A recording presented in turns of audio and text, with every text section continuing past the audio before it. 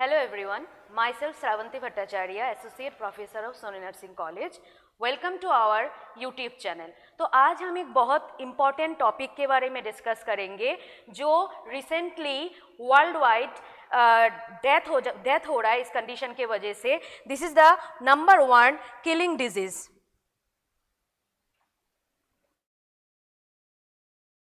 हमारा टॉपिक है cardiovascular disease and its symptoms and how to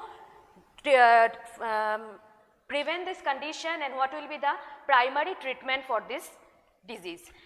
Recently 17.9 million people are suffering from cardiovascular conditions. So our topic is cardiac health symptoms and its treatment. Now basically we will discuss about what do you mean by cardiac health. Cardiac health means health of the heart and blood vessels. The cardiovascular system is consist of heart, blood vessels and circulatory system and blood, which the primary function is to transport the nutrient and oxygen to the vital organ as well as eliminate the carbon dioxide from our body.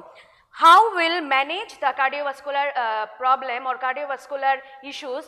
By doing exercises, by taking proper nutrition, by eliminating the smoking, alcohol and by eliminating the fat substances. So recently for the last couple of decades we are seeing that the number of cardiac event is increasing day by day because of our unhealthy lifestyles. If we are managing the treatment also, if we are inventing so many procedures and treatment, though the symptoms is increasing.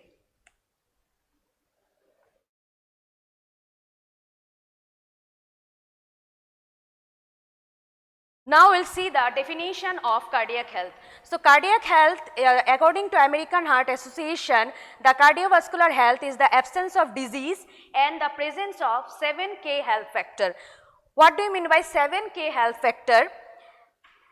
Actually, the 7K health factor is updating now. Now it is 8 health factor, which will be proper sleep, proper nutrition, proper exercise, checking the blood glucose, checking the lipid level, checking BP and abstain from all the nicotinous substances, means abstain from all the smoking, alcoholism, everything. These are the life essential 8 which I already spoke. Healthy diet के बारे में बात की है हमने, physical activity हमें proper रखना पड़ेगा, अवॉइडेंस ऑफ निकोटिन सब्सटेंस हमें एलिमिनेट करना पड़ेगा, स्लीप पैटर्न सही होना है, ओबेसिटी रिड्यूस करना पड़ेगा और lipid, glucose level and blood pressure के ऊपर हमें नजर देना है. Prevalence rate. Now we will discuss about the incidence of cardiovascular diseases. Recently we are looking that 17.9 million people are suffering from cardiovascular diseases day by day. Among this, maximum heart attack and stroke में सफ़र करते हैं. जो mortality rate अपन देखते हैं, जो death हो रहा है because of CAD, coronary artery disease, because of CVA, cerebrovascular accident और स्ट्रोक और हार्ट अटैक. इन इंडिया अगर हम बात करें, पहले अर्बन एरिया में जितने लोग कार्डियोवास्कुलर या हार्ट डिजीज में सफ़र करते थे, आज इसका रेशियो इससे 10% ज़्यादा हो गया, 10 to 20% ज़्यादा हो गया. सेम रूरल एरिया में भी 7% अप्रोक्सीमेटली 10% ज़्यादा अपन को दिखाई दे रहा है. मीन्स रूरल एंड अर्बन दोनों एरिया में कार्डियोवास्कुलर डिजीज साइमल्टेनियसली बढ़ते जा रहा है. अपन जितना भी ट्रीटमेंट और प्रिवेंशन कर ले उसके बावजूद, because of our unhealthy lifestyle. So अभी हम डिस्कस करेंगे द रिस्क फैक्टर. क्यों इंसिडेंट इतना बढ़ रहा है, क्या है इसके पीछे कारण. इसका 2 रिस्क फैक्टर है. एक रिस्क फैक्टर ऐसा है जिसको आप चेंज कर सकते हो और एक ऐसा है जिसको आप चेंज नहीं कर सकते हो. जिसको आप चेंज और परिवर्तन कर सकते हो या कंट्रोल कर सकते हो, इसको अपन बोलेंगे मॉडिफाइबल रिस्क फैक्टर्स. और जिसको आप परिवर्तन नहीं कर सकते हो, इसको अपन बोलेंगे नॉन मॉडिफाइबल रिस्क फैक्टर. सो मॉडिफाइबल रिस्क फैक्टर में आते हैं, जैसे कि अपना डे टू डे लाइफ अगर अपन देखें, आजकल मैक्सिमम लोग एडवांसमेंट के नाम पे स्मोकिंग करते रहते हैं. स्मोकिंग दिन में हो सकता है 20-20 सिगरेट एक दिन में स्मोक कर ले, 15-15 सिगरेट या एक पैकेट सिगरेट ले लेते हैं। तो इस सिगरेट क्या करते हैं? सिगरेट ऐसा करते हैं, हमारे जो हार्ट है, हमारे जो कार्डियोवास्कुलर सिस्टम है, उसमें इन्फ्लेमेशन कर देते हैं, सूजन कर देते हैं। ब्लड सर्कुलेशन जितना प्रॉपरली जाना चाहिए था हमारे हार्ट में, इतना प्रॉपरली ब्लड सर्कुलेशन जा नहीं पाएंगे। रीज़न क्या है? जितना भी ब्लड वेसल्स है, उस ब्लड वेसल्स में स्मोकिंग की सब्सटेंस जाके एक फैटी डिपोजिशन कर देते हैं, जिसको अपन मेडिकली बोलते हैं एथेरोस्क्लेरोसिस और प्लग डिपोजिशन।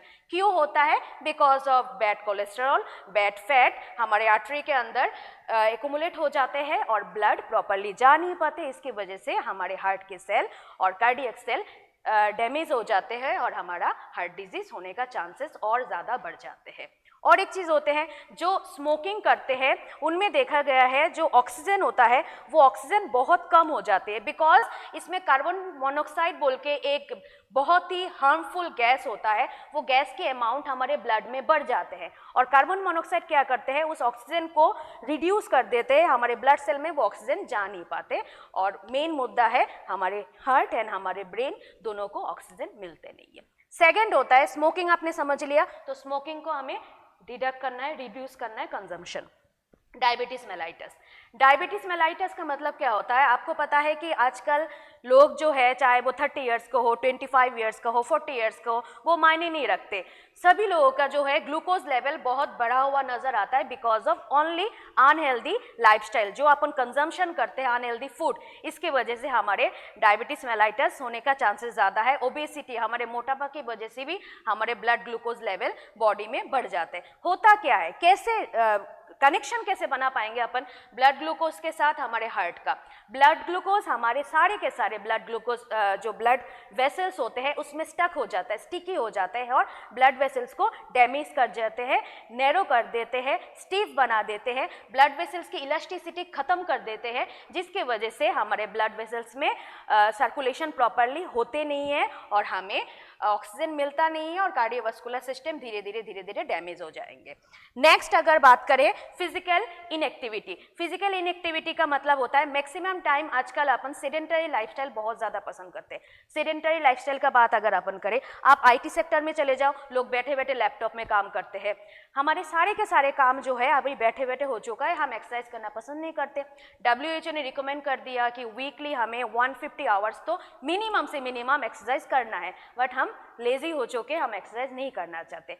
साथ में हमारे जो वर्किंग हैबिट है वो भी हमें एक्टिव नहीं रखते। तो जितना अपन एक्टिव नहीं रहेंगे, इनएक्टिव हो जाएंगे, उतना ज़्यादा हमारे बॉडी में फैट की एक्युमुलेशन होगा, इतना ज़्यादा बैड कोलेस्ट्रॉल बढ़ेंगे और हमारे ब्लड वेसल्स में, आर्टरीज में इकट्ठा होना शुरू करेंगे। आप देखना मैक्सिमम जो लोग हैं आजकल इतना ज़्यादा ओबेस हो रहा है, स्पेशली उनका जो एब्डोमिनल एरिया है और ट्रंक एरिया है, इस एरिया में फैट बढ़ रहा है और वो फैट इनडायरेक्टली हमारे आर्टरीज में, ब्लड वेसल्स में इकट्ठा हो जाते हैं और ब्लड सर्कुलेशन प्रॉपरली मेंटेन नहीं करते।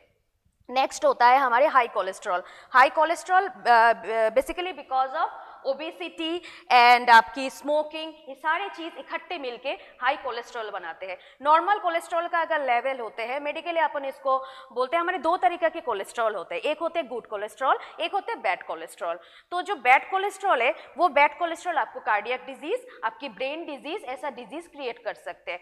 बैड कोलेस्ट्रॉल में आते हैं जैसे कि LDL हो गया, VLDL हो गए, वो सब के सब आपके बैड कोलेस्ट्रॉल में आएंगे। नॉर्मल इसका रेंज अगर अपन बोले बैड कोलेस्ट्रॉल का कितना होता है, नॉर्मल रेंज जितना होने से आप इसको रिकवर कर सकते हो, लाइक लेस देन 150 mg/dl। अगर इससे ज़्यादा बढ़ गया कोलेस्ट्रॉल आपकी बॉडी में तो वो आपकी सेम अथेरोस्क्लेरोसिस और प्लग डिपोजिशन कर देंगे, सर्कुलेशन प्रॉपरली करने नहीं देंगे। ठीक है, नेक्स्ट होते हैं हाई बीपी। हाई बीपी और ब्लड प्रेशर, अगर ऐसा मान लीजिए कि एक पेशेंट है जिनका बीपी बढ़ रहा है रिसेंटली, उनको पता नहीं चल रहा है, साइलेंटली बढ़ रहा है। आपको पता है कि हाइपरटेंशन एक साइलेंट किलर होता है, तो बढ़ ही जा रहा है, बट उन्होंने क्या किया, इग्नोर किया, ट्रीटमेंट नहीं लिया, मेडिसिन नहीं लिया, तो तुरंत उनकी बीपी बढ़ गया आफ्टर सर्टेन डेज। तो वो क्या करेंगे, ब्लड वेसल्स को लीकिंग करना शुरू कर देंगे, रप्चर करना शुरू कर देंगे, और जैसे ही हमारे ब्लड वेसल्स हाई प्रेशर में लीकिंग होगा और रप्चर होगा, उस टाइम में एज ए कॉम्पेंसेशन क्या करेंगे, बाकी सेल्स सेल्स आ जाएंगे उस लीकिंग को कवरेज देने के लिए, उसको फिक्स करने के लिए। उस टाइम में fat, cholesterol and other substance उस एरिया में इकट्ठा हो जाएंगे और हाई बीपी के वजह से हमारे आर्टरी ऑक्लूडेड हो जाएंगे और ब्लड सर्कुलेशन प्रॉपरली होगा नहीं, धीरे धीरे हार्ट के ऊपर इफेक्ट आएंगे और हार्ट में कार्डियक डिजीज आपको नजर आएगा। These are the modifiable risk factor, इसलिए क्योंकि स्मोकिंग आप कट डाउन कर सकते हो, डायबिटीज मेलाइटस, आपके खान पीन के ऊपर ध्यान दोगे तो शुगर लेवल ऑटोमेटिक आपका रिडक्शन हो सकता है, फिजिकल एक्टिव हो जाओगे तो ये तो सारे चीज़ का जड़ है कि है फिजिकल एक्टिविटी, तो इनएक्टिव हो जाओगे तो ज़्यादा डिजीज हो जाएंगे। ओबेसिटी फिजिकल इनएक्टिविटी की वजह से हो रहा है, कोई चीज़ जेनेटिक का भी है उसका अलग इलाज होगा। हाई कोलेस्ट्रॉल हमारे डाइट पैटर्न के ऊपर, जो फैटी सब्सटेंस अपन खाते हैं उससे भी हमारे कोलेस्ट्रॉल लेवल बढ़ जाते हैं। हाई बीपी, ठीक है, तो these are the modifiable risk factor for cardiac system. Next आते हैं नॉन मॉडिफाइबल। नॉन मॉडिफाइबल का मतलब होता है जिसके ऊपर आप कुछ काम कर नहीं सकते हो, ये होगा, आप चेंज नहीं कर सकते हो, लाइक रेस और इथनिसिटी। ऐसा देखा गया साउथ एशियन में जो लोग रहते हैं उनमें ज़्यादा से ज़्यादा कार्डियक डिजीज़ आपको नजर आएंगे। उसके बाद आते हैं age. Age male and female में अलग अलग एज होता है, जैसे कि मेल में कार्डियक डिजीज ज़्यादा होता है। क्यों मेल में ज़्यादा होता है? आप सबसे पहला जो मॉडिफाइबल रिस्क फैक्टर देख सकते हो वो है स्मोकिंग, तो आप लिंक कर लो मेल में क्यों ज़्यादा होगा। तो मेल जो होते हैं उनमें 45-50 एज ग्रुप में आपको कार्डियक डिजीज ज़्यादा मिलेंगे। आजकल तो 45 के जो बिलो एज ग्रुप है उनमें भी आपको कार्डियक डिजीज मिल सकते हैं। और एजिंग जो मेल में एजेड पर्सन होते हैं इनमें हार्ट अटैक या हार्ट फेलियर होने का चांसेस अप्रोक्सीमेटली 65 ईयर्स में आपको दिखाई देंगे। फीमेल में कार्डियक डिजीज अगर होते हैं तो वो 50 ईयर्स में हो सकते हैं और हार्ट फेलियर ओल्ड एज में होगा मोर देन 70 ईयर्स में, ठीक है। नेक्स्ट आते हैं जेनेटिक फैक्टर। जेनेटिक फैक्टर में अगर हम बात करें, जैसे परिवार में अगर किसी का हो रहा है, जैसे कि पिताजी का हुआ है या चाचा जी का है या ग्रैंड मॉम का है, ग्रैंड पेरेंट्स का है, तो उनको ऑटोमेटिक कार्डियक डिजीज होने का रिस्क बहुत ज़्यादा बढ़ जाते हैं। तो आपको समझ आया, this is the main thing of our topic. अगर आप रिस्क फैक्टर्स को और जिसकी वजह से कार्डियक डिजीज हो रहा है वो आप समझ लोगे तो आप इन चीज़ के ऊपर काम कर सकते हो और इसको प्रिवेंट कर सकते हो, अपने आप को एक किलिंग डिजीज से बचा सकते हो। सबसे पहले स्मोकिंग मैंने बता दिया क्या होता है। स्मोकिंग से हमारे ब्लड वेसल्स नैरो हो जाएंगे, फैटी डिपोजिशन बढ़ जाएंगे। नेक्स्ट डायबिटीज मेलाइटस से स्टिकी हो जाते हैं, डैमेज हो जाते हैं, नैरो हो जाते हैं, कोलेस्ट्रॉल बढ़ जाते हैं, physical inactivity, obesity, high cholesterol and high BP. These are the discussion for risk factors. Now will move to what are condition that increase the risk of cardiac disease। आप लोगों ने already risk factor में देखा है कि क्या क्या conditions हो सकते हैं जो एसोसिएटेड है कार्डियक डिजीज होने के लिए। सेम इस चीज़ को मैं 1 by 1 लिखा है। सबसे पहले मैंने आप बताया है कि हाई ब्लड प्रेशर, मैंने बता दिया कि हाई ब्लड प्रेशर से कैसे आपको कार्डियक डिजीज हो सकता है। हाई ब्लड प्रेशर अगर आपको पता नहीं है, आपने मॉनिटर नहीं किया आपकी बीपी, तो वो धीरे धीरे क्रॉनिक केस में जाके आपकी हार्ट के ऊपर लोड बढ़ा देगा और आपकी हार्ट ओवर एक्टिव हो जाएंगे और काम करना ज़्यादा शुरू कर देंगे और सीधा बात करें थक जाएंगे आपकी हार्ट और आपको क्या हो सकता है, कार्डियोवास्कुलर डिजीज होगा, लीकेज भी हो सकता है ब्लड वेसल्स में, जो मैंने ऑलरेडी बता दिया है। नेक्स्ट होता है high level of LDL and VLDL। These are the very bad cholesterol जो डिपॉजिट होंगे आपके आर्टरीज में और आपका ब्लड सर्कुलेशन को, ब्लड फ्लो को कम कर देंगे। नेक्स्ट है ट्राइग्लिसराइड। ट्राइग्लिसराइड क्या होता है? एक फैट होता है, जितना फूड आप कंजम्पशन करते हो, लाइक आप बटर ज़्यादा खा रहे हो, आप घी ज़्यादा खा रहे हो, आप फैटी सब्सटेंस ज़्यादा ले रहे हो, उसी फैटी सब्सटेंस से जो आप कंजम्पशन करते हो इससे ट्राइग्लिसराइड और फैट बनता है और वो फैट भी सेम काम करते हैं, एक्यूमुलेट हो जाते हैं। नेक्स्ट होता है डायबिटीज मेलाइटस, मैंने आपको बता दिया। किडनी डिजीज से क्या होगा, जब कोई इंसान कोई पेशेंट क्रॉनिक किडनी डिजीज में सफर करते हैं, इसको अपन बोलते हैं CKD। तो CKD में क्या होता है, किडनी का जो मेन काम होता है एलिमिनेट करना। क्या एलिमिनेट करना? Waste material. वो सारे के सारे वेस्ट मटेरियल या एक्सेस फ्लूइड जो होता है किडनी एलिमिनेट करते हैं। जब किडनी डिजीज हो जाते हैं, किडनी अपना काम कर नहीं पाएंगे, वेस्ट मटेरियल को एलिमिनेट नहीं कर पाएंगे, एक्सेस फ्लूइड को एलिमिनेट नहीं कर पाएंगे। वो वेस्ट मटेरियल बाय ब्लड आपकी हार्ट में चला जाएगा, एक्सेस फ्लूइड आपके हार्ट में चला जाएगा, तो आपके हार्ट के ऊपर प्रेशर बढ़ेंगे, हार्ट अपने आप जो है वीक होता चला जाएगा। नेक्स्ट है अगर किसी का मोटापा ज़्यादा हो गया, आप लोग ध्यान ही रखना, मोटापे के बारे में मैं ज़्यादा आपको फोकस करके इसलिए बोल रही हूँ कि मोटापा सारे चीज़ों का जड़ है। स्पेशली सेंट्रल ओबेसिटी, ठीक है। आपकी एब्डोमेन में, आपकी बैक एरिया में, आपकी थाइज में अगर फैट हो जाते हैं वो आपके हार्मोनल इश्यूज डेवलप करेंगे, कोलेस्ट्रॉल को और डिपॉजिट करने में मदद करेंगे।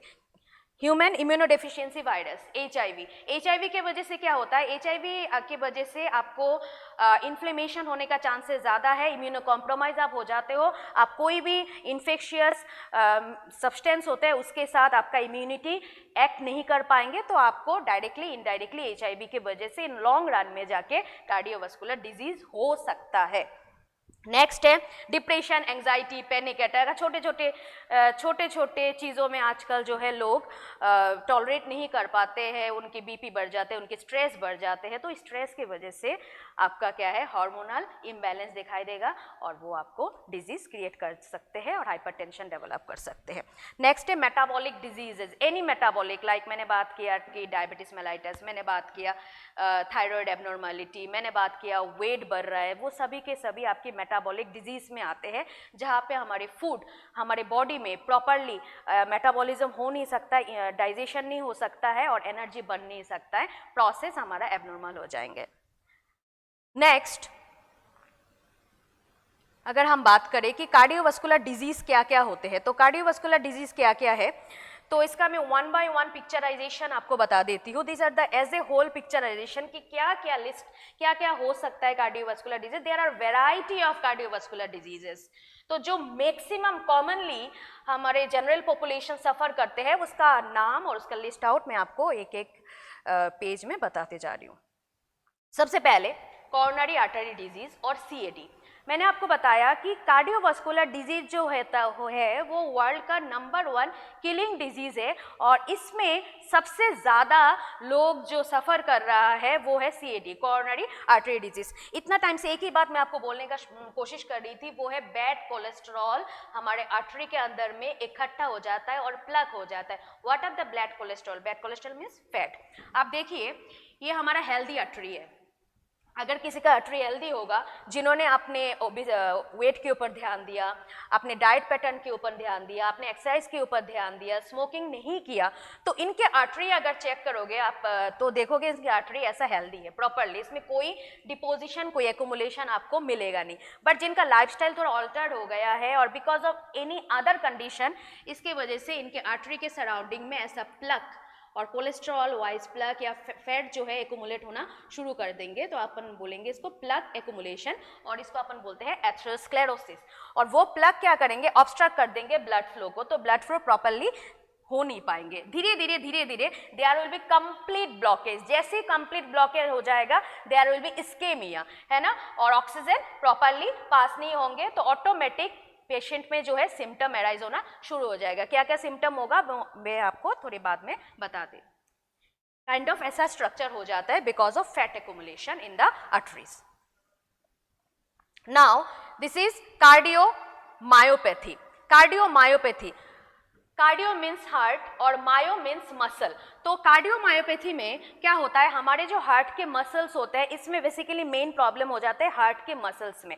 हार्ट मसल हमारा वीक हो जाता है, एनलार्ज हो जाता है और इसके वजह से हार्ट प्रॉपरली इसका पंपिंग एक्शन मेंटेन नहीं कर पाते, हार्ट फीलिंग भी नहीं हो पाते, और अगर फील भी हो गया, चलो मान लेते फील हो गया, बट इसका पूरा बॉडी में सर्कुलेशन कर नहीं पाएंगे, ठीक है, because of cardiomyopathy. This is also one another condition. Now heart attack.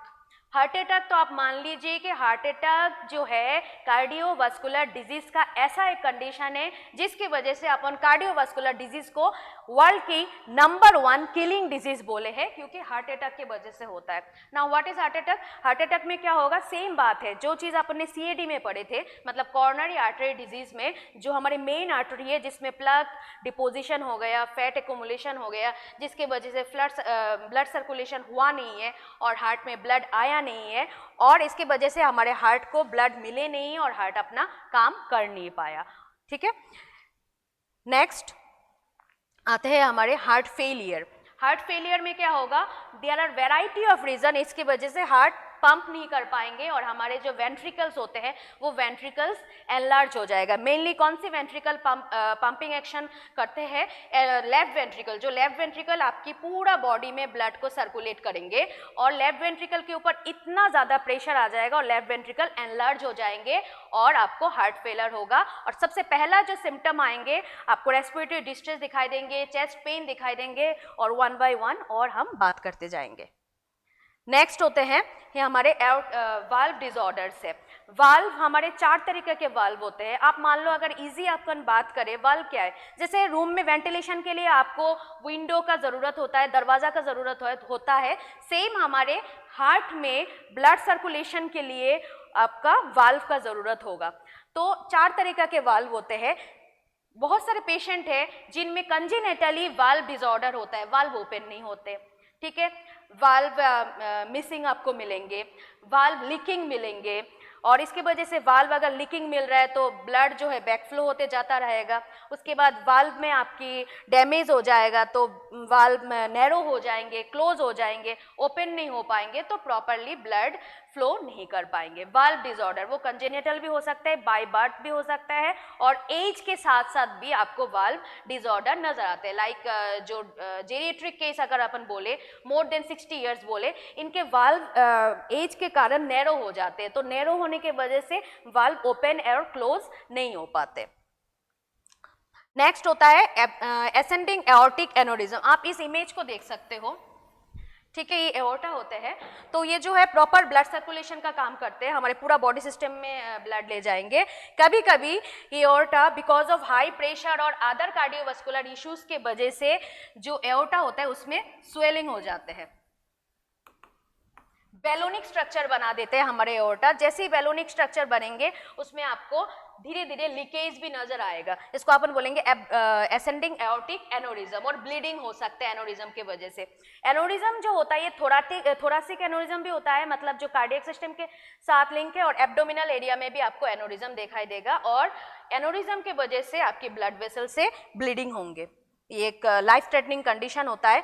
Next होता है जैसे कि आपकी मैंने बात किया था डिसएरिथमिया, लाइक आपकी हार्ट फेलियर हो गया या हार्ट अटैक हो गया। इस केस में हमारे जो हार्ट में पेसमेकर होते हैं, ऐसे नोड बोलते हैं इसको इलेक्ट्रिकल सिग्नल प्रॉपरली मिलते नहीं है और इसके वजह से हमें कभी कभी हार्ट रेट में बहुत ऑल्टरेशन नजर आता है। हार्ट रेट बहुत ज़्यादा हो जाता है, कभी कभी हार्ट रेट बहुत कम हो जाता है। आपको ऐसा भी मिल सकता है किसी का हार्ट रेट मोर देन 250 जा रहा है, तो इमीडिएट इस पेशेंट को आप आईसीयू शिफ्ट करना है और इसका जितना भी क्रिटिकल इन्वेसिव टेक्निक होता है वो अपन को देखना पड़ेगा।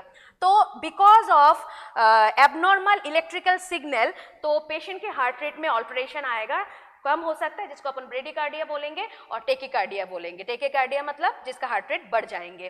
तो टेकिकार्डिया के भी बहुत सारे टाइप होते हैं, ब्रेडिकार्डिया के भी बहुत सारे टाइप होते हैं। नेक्स्ट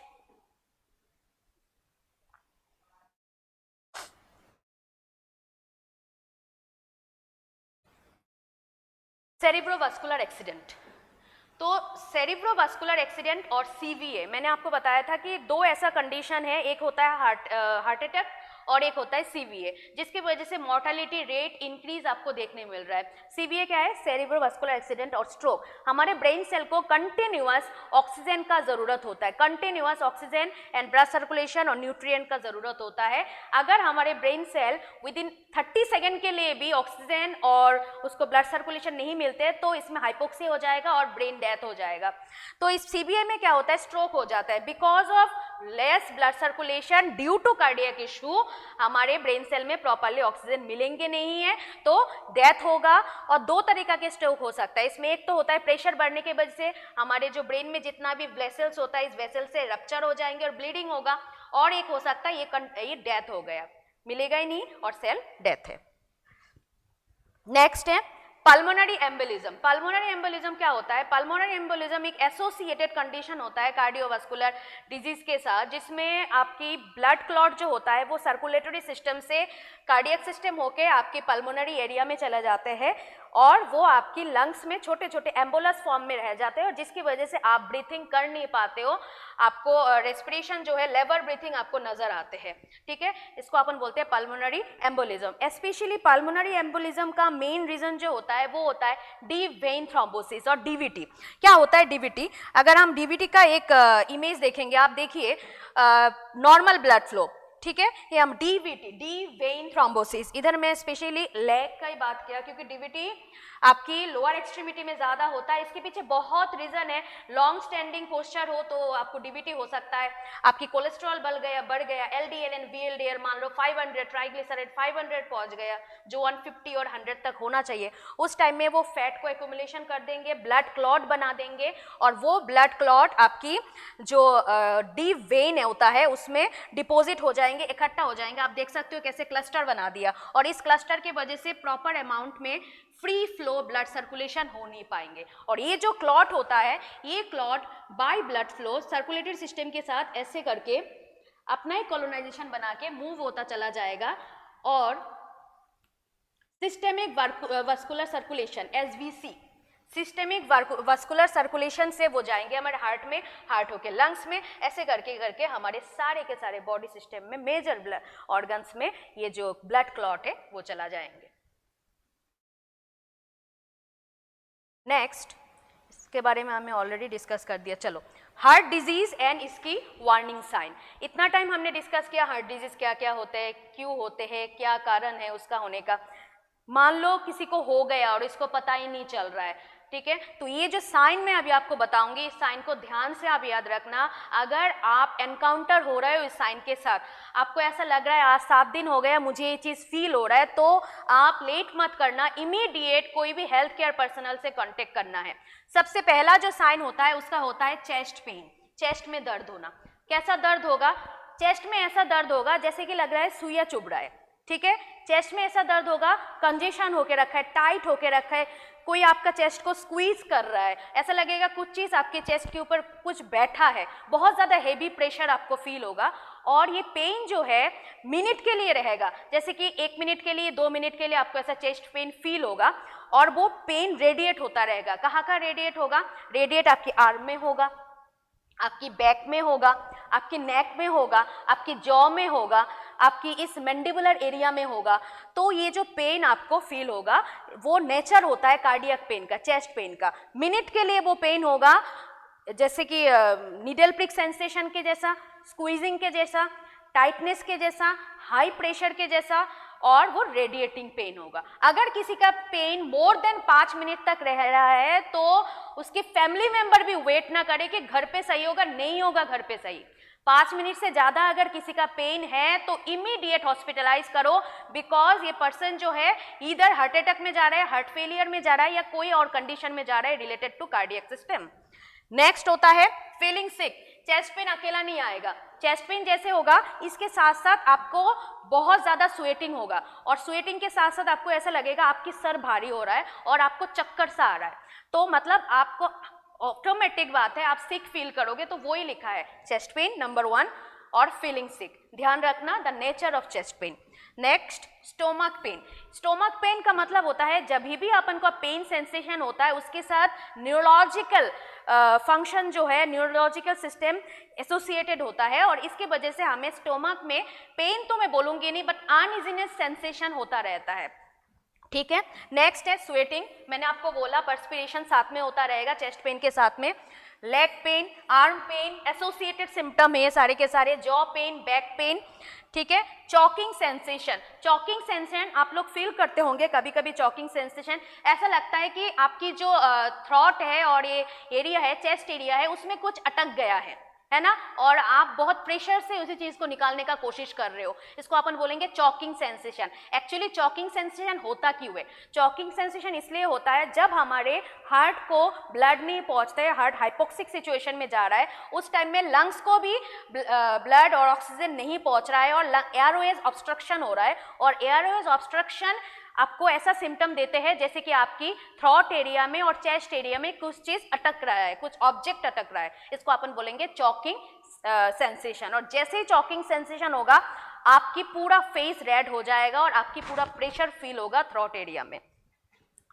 सोलन एंकल ये देखा जाता है, ये एक्चुअली क्रॉनिक सिम्टम में आता है। किसी का कार्डियक इशू है, बहुत दिन से उन्होंने इलाज नहीं किया, तो इनकी बॉडी जो है एडिमेटस हो जाता है। सोलन एंकल आपको नजर आएगा, फिट जो है वो सूजन इसमें आ जाएगा, इसको अपन इडिमा बोलेंगे। पूरा बॉडी में धीरे धीरे सूजन आएगा। क्यों आएंगे अभी हम सिम्टम में पढ़ेंगे, बट पहले आप वार्निंग साइन देखो। एक्सट्रीम फैटिक, मैंने आपको बोला है बहुत टायर्ड होगा, सिकनेस फील होगा, और irregular heart beat. Irregular heart beat का मतलब है, अभी जैसे मैं बात कर रही हूँ, आप लोग बैठे बैठे मेरे लेक्चर सुन रहे हो, तो आप फील कर सकते हो आपकी हार्ट रिदम वो नॉर्मल है, एक बैलेंस में चल रहा है, ठीक है, जैसे कि हम बोलते हैं 80।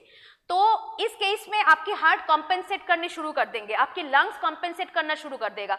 तो इधर आपकी हार्ट रेट बहुत ज्यादा बढ़ जाएगा और इधर आपकी हार्ट रेट घटेगा। तो इसको अपन बोलेंगे abnormal heart rate because of abnormal electrical signals. तो these are the warning sign. आपको जो ध्यान रखना है वो ध्यान रखना है, चेस्ट पेन, नेचर मैंने बता दिया, मिनट के लिए होगा चेस्ट पेन, और शार्प पेन होगा, टाइट पेन होगा, प्रेशर फील होगा, और वो रेडिएट होता रहेगा, ठीक है।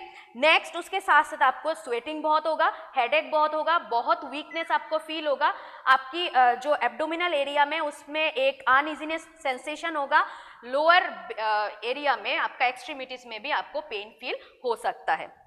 These are the warning sign. Next हम बात करेंगे इसके सिम्टम। वार्निंग साइन आप ध्यान रखना, और इसकी जो सिम्टम है वो अलग से आप समझ लो क्या क्या होते हैं। सबसे पहले हार्ट बीट, टेकीकार्डिया, ब्रेडिकार्डिया मैंने बता दिया। टेकीकार्डिया मतलब होता है हार्ट रेट जब बढ़ गया, मोर देन कितना हो गया 80, उसके ज्यादा हार्ट रेट बढ़ गया तो अपन इसको बोलेंगे टेकीकार्डिया। उसके बाद ब्रेडिकार्डिया, इसके नीचे हो गया, ठीक है। नेक्स्ट 60 के नीचे चला जाएगा, किसी का 40 चला जाएगा, किसी का 30 हो जाएगा, वो तो क्रॉनिक केस है, उसमें अपन को बात नहीं करना है, बट आपको आपके हार्ट रेट के ऊपर बहुत ज्यादा ध्यान देना है। नेक्स्ट होता है चेस्ट पेन, जिसका मैंने बता दिया आपको, शॉर्टनेस ऑफ ब्रेथ होगा, आप सांस नहीं ले पाओगे, आप ऐसा होगा जोर जोर से सांस लोगे या बिल्कुल नहीं ले पा रहे हो, आपकी पूरा एक्सट्रीमिटी धीरे धीरे नीला पड़ जाएगा, क्योंकि इस सेल्स में ऑक्सीजन मिलेगा नहीं। आपको खांसी आएगा। खांसी क्यों आ रहा है? क्योंकि आपको मैंने बोला कि जो हमारे रेस्पिरेटरी सिस्टम है वो ऑब्स्ट्रक्ट हो जाएंगे, और इसकी वजह से आप खांसी करके कोशिश करोगे, आपको ऑब्स्ट्रक्शन फील होगा, और उस ऑब्स्ट्रक्शन को निकालने के लिए तो आप खांसी करोगे due to because of less oxygen supply. Pain feel होगा कहाँ कहाँ मैंने बता दिया, neck, jaw, throat and abdominal area में और बैक एरिया में। साइनोसिस होगा because of less oxygen supply, blood vessel से ब्लड नहीं जा रहा है, कार्बन मोनोऑक्साइड बढ़ चुका था, ऑक्सीजन की घाटती हुआ था, और आपकी सेल्स को ऑक्सीजन पहुंच नहीं रहा है, तो साइनसिस हो रहा है। इरेगुलर हार्ट बीट, स्वेलिंग हो जाएंगे आपकी कहाँ पे, लेग्स में, एब्डोमेन में। एक्चुअली स्वेलिंग का क्यों होता है? स्वेलिंग इसलिए होता है जब हमारे हार्ट काम नहीं करते। देखिए heart and kidney, heart and kidney भाई बहन जैसा काम करते हैं, दोनों हैंड टू हैंड काम करते हैं। तो हार्ट जब हमारा वीक होता है तो सर्कुलेशन में हमारे जो जितना भी फ्लूइड होता है, फ्लूइड सर्कुलेशन प्रॉपरली हो नहीं पाता। दो चीज हो सकता है, एक तो हार्ट में फ्लूइड आएगा ही नहीं, ठीक है, फ्यूचर में जाके जब आपकी हार्ट ओवर वर्क कर लेगा, और दूसरा चीज हो सकता है हार्ट में फ्लूइड आ गया बट ज्यादा से ज्यादा फ्लूइड आ जाएगा, हार्ट के ऊपर प्रेशर बढ़ जाएंगे और वो लंग्स के ऊपर बैक फ्लो कर देगा उस फ्लूइड को, तो भी आपकी हार्ट एंड आपकी लंग्स दोनों में प्रेशर आ जाएंगे, और इसकी वजह से आपकी बैक फ्लो होगा, वो फ्लूइड आपकी एब्डोमेन में, आपकी एक्सट्रीमिटीज में, आपकी हैंड में, सारी एरिया में इकट्ठा होना शुरू हो जाएगा, जिसको अपन बोलेंगे oedema. These are the symptoms of cardiac diseases. Symptoms हो गया है, अभी आते हैं हॉस्पिटल के पार्ट कि हॉस्पिटल के जो हेल्थ केयर पर्सनल है कौन सा डायग्नोस्टिक टेस्ट आपको प्राइमरीली बोलेंगे। ऐसे तो देखा जाए कार्डियोवास्कुलर सिस्टम की डायग्नोस्टिक टेस्ट बहुत है, बट जो प्राइमरी टेस्ट एक कंडीशन को डिटेक्ट करने के लिए क्या क्या होता है वो इधर है, वो आपकी हॉस्पिटल स्टाफ और हेल्थ केयर पर्सनल करेंगे, बट फिर भी आपको जानना बहुत ज़रूरी है। सबसे पहले जब भी कोई पेशेंट हॉस्पिटल में जाते हैं, इनसे उनकी पुराना history, past history, present history, other कोई कंडीशन है या नहीं है, कौन सा मेडिसिन वो ले रहा है, कब से बीमार है, वो सब पूछा जाता है, जिसको अपन बोलते हैं हिस्ट्री कलेक्शन। हिस्ट्री कलेक्शन के बाद उनका फिजिकल एग्जामिनेशन किया जाएगा। फिजिकल एग्जामिनेशन में उनको हेड टू टू आप देख सकते हो, जैसे आप हॉस्पिटल में गए, आपके वाइटल साइन चेक करा गया, आपके हार्ट रेट देखा गया, आपकी रेस्पिरेशन देखा गया, आपकी टेम्परेचर देखा गया, आपकी बॉडी में कोई मार्क है क्या देखा गया, आपकी एक्सट्रीमिटीज का कलर क्या है वो देखा गया, वो एक एग्जाम्पल है फिजिकल एग्जामिनेशन का। तो फिजिकल एग्जामिनेशन का मतलब होता है हेड टू टो एग्जामिनेशन, सर से लेके पैरों तक एग्जामिनेशन किया जाएंगे। नेक्स्ट है इकोकार्डियोग्राम। इकोकार्डियोग्राम एक टेस्ट होता है, इस टेस्ट में एक्चुअली अल्ट्रासाउंड ऑफ हार्ट किया जाता है। बेसिकली एक टेस्ट आपका हार्ट वाल्व की कंडीशन, मैंने बोला था 4 वाल्व है, हार्ट वाल्व की कंडीशन कैसा है वो देखने के लिए किया जाता है। हार्ट में ब्लड सर्कुलेशन कितना हो रहा है, कैसा ब्लड सर्कुलेशन हार्ट में हो रहा है, इसको ऑब्जर्व करने के लिए इकोकार्डियोग्राम किया जाता है, ठीक है। और हार्ट हमारा इसका इन्फ्लेट और डिफ्लेट कितना हो पा रहा है, पंपिंग एक्शन कैसे कर पा रहा है, इसके लिए भी अपन इकोकार्डियोग्राम करते हैं। नेक्स्ट है एक्सरसाइज स्ट्रेस टेस्ट। जो थोड़ा जिम वगैरह में जाते हैं आप देख सकते हो ट्रेडमिल से आप एक्सरसाइज करते हो, सेम ट्रेडमिल आपकी हेल्थ केयर पर्सनल के पास होगा, उसको वो आपको क्या करेंगे, पहले आपकी हार्ट रेट चेक करेंगे विदाउट कोई एक्सरसाइज कराए बिना। उसके बाद आपको जो इक्विपमेंट है ट्रेडमिल है उसमें एक पर्टिकुलर स्पीड दे देगा कि इस स्पीड में आप क्या करोगे, भागोगे, ठीक है ना, या चलोगे, या उस ट्रेडमिल में आप थोड़ा रन करोगे पर्टिकुलर स्पीड के अगेंस्ट में। उसके बाद वो लोग आपका जो हार्ट बीट है वो मॉनिटर करता रहेगा, कंटिन्यूअस हार्ट बीट कितना आ रहा है विथ एक्सरसाइज, मतलब हमारे हार्ट कितना काम कर पा रहा है स्ट्रेस के अगेंस्ट में, वो देखा जाएगा एक्सरसाइज स्ट्रेस टेस्ट में। नेक्स्ट होता है ईकेजी और ईसीजी, इलेक्ट्रोकार्डियोग्राम। इलेक्ट्रोकार्डियोग्राम क्या होता है, इलेक्ट्रोकार्डियोग्राम का मतलब होता है, नॉर्मली आप सबको पता है ये चीज, एक चाहे कार्डियक डिजीज हो या कोई ऑपरेशन के पहले भी हो या कोई रेस्पिरेटरी कंडीशन हो या अदर कोई कंडीशन हो, ईसीजी तो सभी के लिए किया जाता है। मोर जो एडमिशन में जो हॉस्पिटल में एडमिट होते हैं जिनका सर्जरी किया जाता है, प्लान है, तो इनके लिए ईसीजी किया जाता है। और कार्डियक के लिए क्यों करते हैं, सेम चीज है, जो बाकी के लिए किया जाएगा वो कार्डियक के लिए किया जाएगा। कार्डियक के लिए इसलिए करते हैं कि हमारे जो हार्ट होता है उसका इलेक्ट्रिकल एक्टिविटी देखते हैं, ठीक है।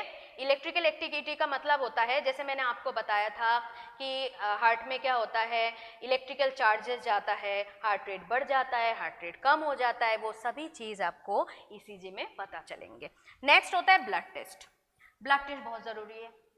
आप पूछोगे क्या क्या ब्लड टेस्ट होता है, इसमें ब्लड टेस्ट में अपन कोलेस्ट्रॉल जो हमारे मेन कल्प्रिट है, ठीक है, उसमें अपन एक तो देखेंगे एलडीएल, एक वीएलडीएल, एक हमारे गुड कोलेस्ट्रॉल, उसके बाद हम देखेंगे जो इतना भी इन्फ्लेमेटरी मेडिएटर्स होता है वो सारे के सारे अपन ब्लड टेस्ट में देखेंगे। किसी का किडनी खराब है तो अपन उसका जो आरएफटी कराएंगे, रेनल फंक्शन टेस्ट कराएंगे, किसी का अदर जैसे कि लीवर वगैरह काम नहीं कर रहा है उसके लिए अपन एसजीओटी एसजीपीटी कराएंगे। अपन इलेक्ट्रोलाइट लेवल चेक करेंगे, अगर किडनी खराब है तो पोटाशियम वगैरह जो है आपको ऑल्टर्ड देखने मिलेंगे, और पोटाशियम आपके हार्ट के साथ डायरेक्टली कॉन्टेक्ट करते हैं, तो सेरम इलेक्ट्रोलाइट लेवल भी आपको ब्लड टेस्ट में चेक कराना है। Cholesterol level, haemoglobin level, serum electrolyte level, उसके बाद आपकी renal function test, liver function test, वो सब के सब आपको ब्लड टेस्ट में करना है। कार्डियक कैथेटराइजेशन क्या करते हैं, कार्डियक कैथेटराइजेशन, कार्डियक कैथेटराइजेशन में एक कैथेटर डाला जाता है बाय द आर्टरीज, और वो कैथेटर के आगे एक कैमरा डिवाइस अटैच होता है, वो देखा जाता है कि आपके जो आर्टरीज होते हैं उस आर्टरीज में ब्लॉक कहाँ हो रहा है, ठीक है, वो बेसिकली कार्डियक कैथेटराइजेशन का काम है। लास्ट है चेस्ट एक्सरे, सिटी स्कैन जो आपको बोला जाता है। तो these are the primary diagnostic test और of cardiac system. History collection करोगे, physical examination, head to toe examination, echo में हार्ट वाल्व देखना है, हार्ट का ब्लड सर्कुलेशन देखना है, हार्ट इन्फ्लेट कितना हो रहा है, डिफ्लेट कितना हो रहा है, वो एक साउंड वेव से पता चलेगा। एक्सरसाइज स्ट्रेस टेस्ट में स्ट्रेस के साथ एक्सरसाइज के साथ आपकी हार्ट कैसे काम कर रहा है, EKG, ECG, blood test, cardiac catheterisation and आपकी सिटी स्कैन और एक्सरे। कोई इंजुरी अगर आपको हो गया वो एक्सरे वगैरह में, सिटी स्कैन में अच्छे से पता चलेगा। नेक्स्ट, अभी हमारा और एक इम्पॉर्टेंट स्लाइड आया हमारे सामने, वो है किसी को कार्डियक डिजीज हो सकता है। आजकल सभी को लगभग कार्डियक डिजीज होने का रिस्क है, तो इस रिस्क से हम किसी भी इंसान को कैसे प्रिवेंट कर सकते हैं, और धीरे धीरे हम इसका प्राइमरी ट्रीटमेंट भी पढ़ेंगे कैसे प्रिवेंट कर सकते हैं। जितना कॉजेस हमने पढ़ा है, जितना रिस्क फैक्टर पढ़ा है, उसी रिस्क फैक्टर और उसी कॉजेस को ध्यान रखते हुए हम एक एक पॉइंट इसमें देखेंगे। सबसे पहले आपको एक हेल्दी डाइट, एक कार्डियक डाइट होते हैं वो ध्यान रखना है। क्या होते हैं हेल्दी डाइट में, हेल्दी डाइट में होता है आपको क्या करना है, ग्रीन लीफी वेजिटेबल जितना ज़्यादा हो सकता है आप कंज्यूम करोगे। आप बीन्स लोगे, प्रोटीन कंज्यूम करोगे आप, जैसे कि हो गया, दाल हो गया वो ले सकते हो, मूंग की दाल होता है, स्प्राउट्स ले सकते हो, आप ड्राई फ्रूट्स लोगे लाइक आपके आमंड्स हो गया, वॉलनट हो गया, जितना आप कर सकते हो अकॉर्डिंग टू योर लेवल आप ये चीज़ ले सकते हो। हेल्दी वेजिटेबल्स, हेल्दी फ्रूट, उसके बाद ड्राई फ्रूट्स, उसके बाद प्रोटीन कंजम्पशन के लिए आप बीन्स, लेग्यूम्स, वो सारी चीज़ें दाल वगैरह कंज्यूम करोगे। ठीक है, पानी पीना है, बट ध्यान ये रखना है पानी के टाइम में अगर मैं आपको बोल दूं हाँ आज जाके आप लोग 3 लीटर पानी पीना शुरू कर देना, 2.5 लीटर पानी पीना शुरू कर देना, नहीं। जो कार्डियक पेशेंट होते हैं साथ में जिनका किडनी इशू है उनके पानी के ऊपर बहुत ध्यान देना है।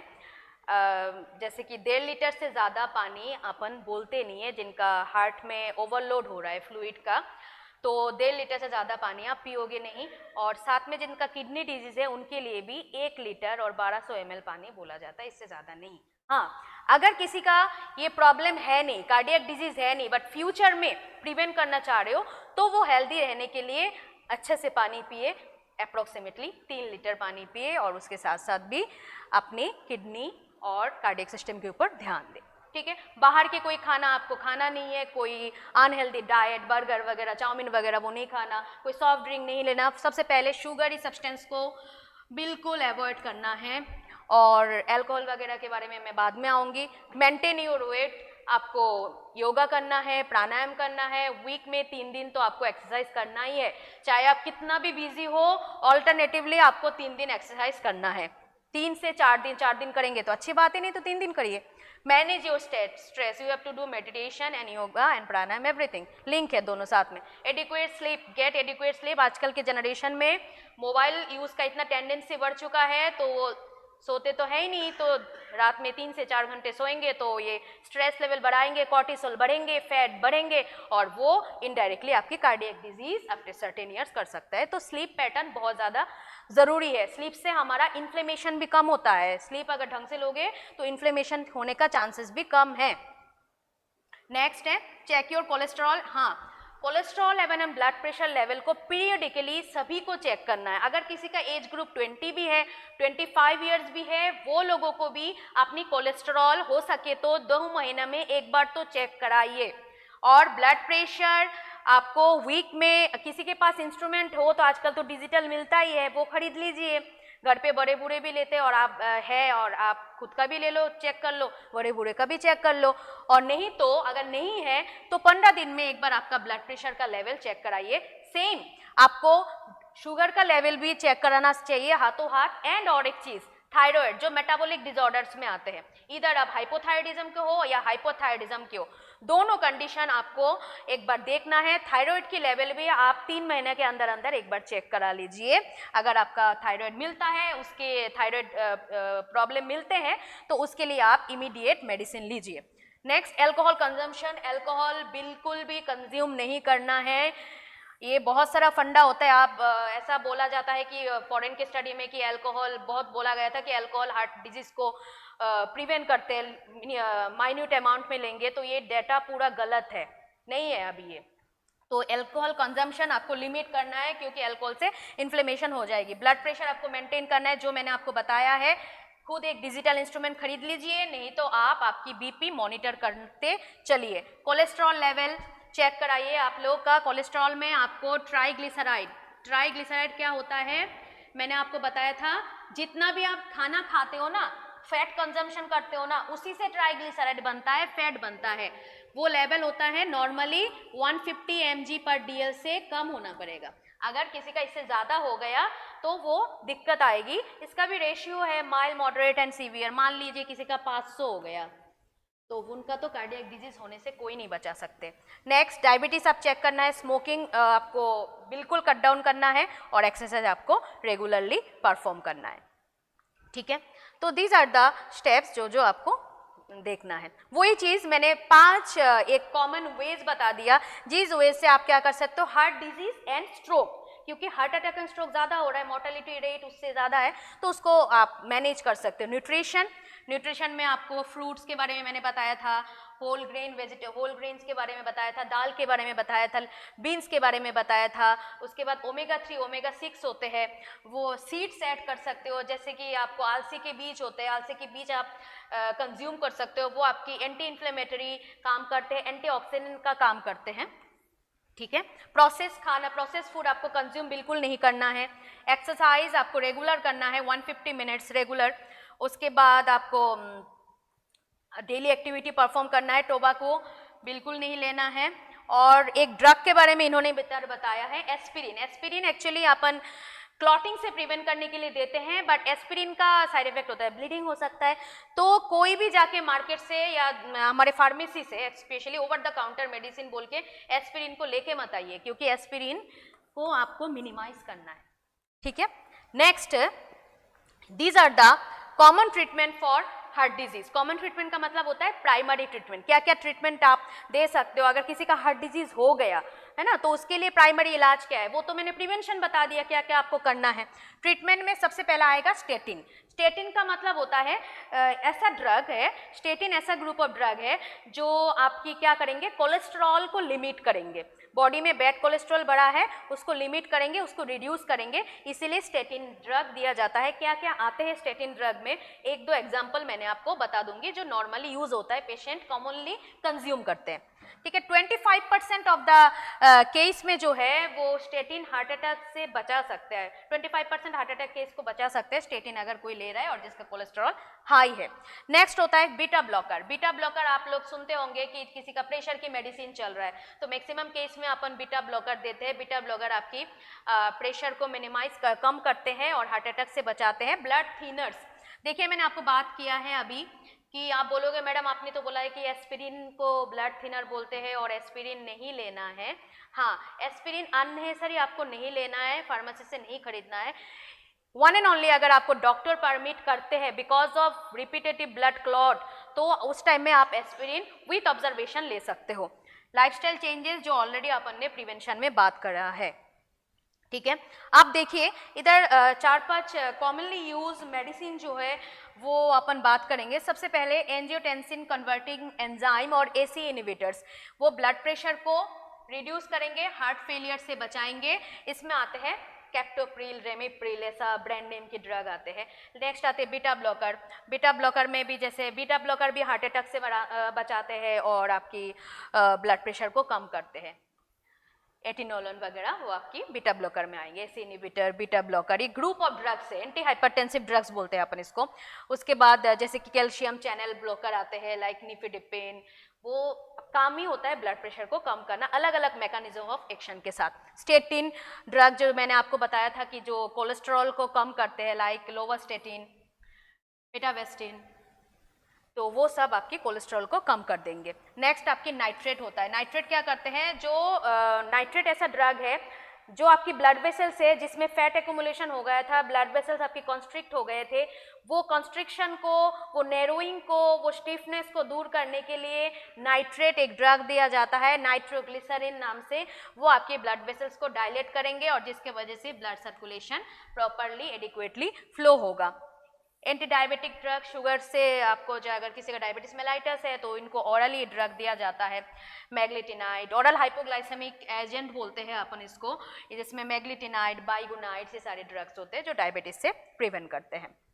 ठीक है, तो these are the medical treatment at a glance. मैंने आपको ये बता दिया, इतना सारा ड्रग का नाम आपने देख लिया, तो एक बार अगर याद रख सकते हैं तो याद रख दीजिए। एस्पिरिन, ब्लड क्लॉट हो रहा है, ब्लड क्लॉट की वजह से आपकी जो ब्लड सर्कुलेशन वो नहीं हो पा रहा है तो एस्पिरिन दिया जाएगा ब्लड को थीन करने के लिए।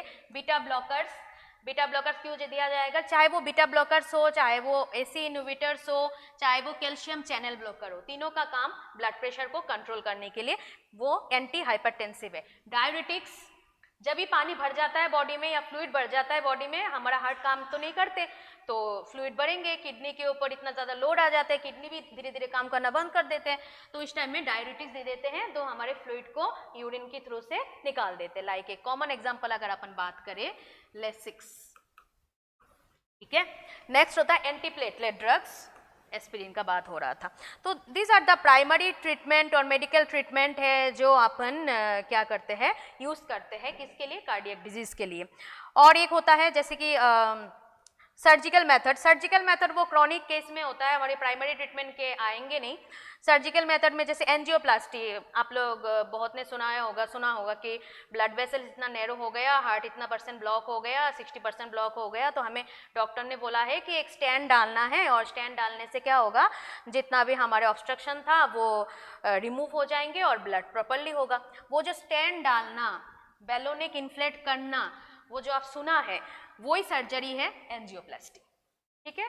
वो एडवांस सर्जरी होता है, प्राइमरी ट्रीटमेंट में नहीं है। अगर किसी का हार्ट ब्लॉक हो गया 60% 70%, तो डॉक्टर अगर बोलेंगे, सर्जन बोलेंगे, तभी ये स्टेंट डाला जाएगा, बैलोनिक इन्फ्लेट किया जाएगा और ब्लड सर्कुलेशन को प्रॉपरली रखने के लिए। नेक्स्ट होता है एक सर्जरी जो होता है कॉर्नरी आर्टरी बाईपास ग्राफ्टिंग। वो क्या होता है, बाईपास ग्राफ्टिंग, जैसे अपन रोड बनाते हैं ना, बोलते हैं ना एक रोड और एक बना दिया, बाईपास कर दिया इजीली जाने के लिए, सेम हमारे जो आर्टरी डैमेज है उसको उसके साथ में एक एडिशन कर देंगे कि उस एडिशन से ब्लड सर्कुलेशन प्रॉपरली होता रहेगा। इसको अपन बोलेंगे CABG और कॉर्नरी आर्टरी बाईपास ग्राफ्टिंग। तो आज हमारा लेक्चर था कार्डियोवास्कुलर डिजीज़ के ऊपर, कार्डियोवास्कुलर डिजीज़ रिलेटेड सिम्टम्स क्या होते हैं और इसकी प्राइमरी ट्रीटमेंट क्या है। तो मैं समराइज़ कर देती हूँ, आजकल के जो वर्ल्ड वाइड सबसे किलिंग डिजीज़ बोला गया है कार्डियोवास्कुलर डिजीज़ में, क्योंकि 17.9 मिलियन जो लोग होते हैं वो कार्डियोवास्कुलर डिजीज़ से मौत हो रहा है, उनका रीज़न होता है हार्ट अटैक और CAD, ठीक है।